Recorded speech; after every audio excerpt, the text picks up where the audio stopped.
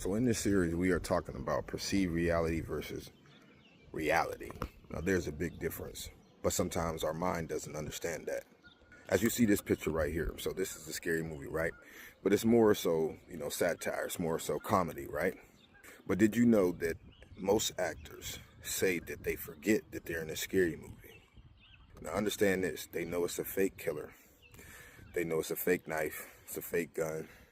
You got actors, you got stunt doubles, you got lights, camera, actions, directors. So you have all of this.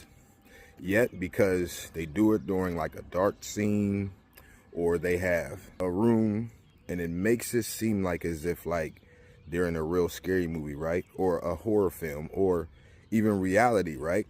Their mind starts to perceive it as it's real, and they actually get scared, even though they knew in the beginning of what it was. So see, this is what God is trying to tell us. We look at 2 Corinthians 3-6, New King James Version. For though we walk in the flesh, we do not war according to the flesh. For the weapons of our warfare, watch this, are not carnal, but mighty in the pulling down of strongholds, right? Mighty in God, right? Verse 5, it says, watch this, casting down arguments and every high thing. That's the arguments in our head that exalts itself against the knowledge of God, bringing every thought into captivity to the obedience of Christ, and being ready, watch this, to punish all disobedience when your obedience is fulfilled. So what is that saying? God is saying that there's going to be thoughts that come in our head, right, that we got to cast down, right? Sometimes it could be from what we are watching. What are we listening to and things like that.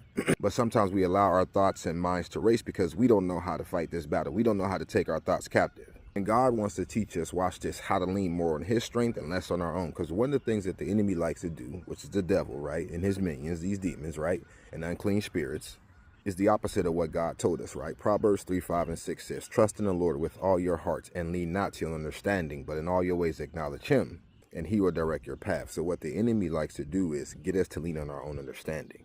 Hey, what do you think about this? And so for a long time, we begin to think a certain way, believe it, and to us, it's like it's reality when it's actually perceived reality. In this series, I'm going to teach you how to punish your thoughts. I'm going to teach you how to say, you know what, this is not reality. This is my perceived reality. How to stop those arguments that are in our head, because some of us, we don't know how to deal with those. Some of us went to counseling and stuff like that, which that is good.